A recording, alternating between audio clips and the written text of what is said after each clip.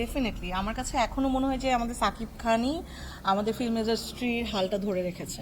সাকিব ভাইয়া সবকিছু মিলে, গল্প মিলে যদি আমার কাছে ভালো কোনো কাজের প্রপোজাল আসে অবশ্যই আমাকে দেখতে পারবে। যে আমার জায়গা থেকে আমার একটা অডিয়েন্সের জায়গা আছে, সাকিব ভাইয়ের তো আরো অনেক বড় অডিয়েন্সের জায়গা আছে। যখন এই দুই জনের অডিয়েন্স একসাথে মিলিত হবে বা আমরা যখন কাজ করব, সো আমরা একটা হিউজ অডিয়েন্স পাচ্ছি। আমি নিজেও শাকিব খানের ফ্যান, এত সুন্দর এত হ্যান্ডসাম একজন হিরো, এবং তিনি নিজেকে যেভাবে ডে বাই ডে যেভাবে যেই জায়গায় আছেন এখন, সিনেমা যদি করতে হয় শাকিব খানের সাথে ডেফিনেটলি করবো, কারণ আমি সবসময় সেটাই বলি এবং সেটাই আসলেই চাই। সাকিব খান হচ্ছে আমাদের বাংলাদেশের শাহরুখ খানের থেকে কোনো অংশে কম না। আমি সবসময় এটা বলি, ইন্টারভিউতে খালি ওই প্রেগনেন্ট হওয়ার বিষয়টাই রাখে, বাট আমি সাকিব খানকে নিয়ে সবসময় এটা বলি যে সাকিব খান কলকাতায় 2টা মুভি করেছিল, শিকারি আর কি জানো।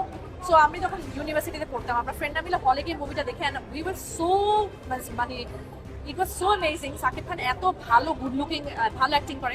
আমার মনে হয় আমরা ওনাকে ইউটিলাইজ করতে পারি না, বাট ফাইনালি যে আমরা তুফানে সাকিব খানকে দেখছি, এটা আসলে আমাদের স্বপ্ন।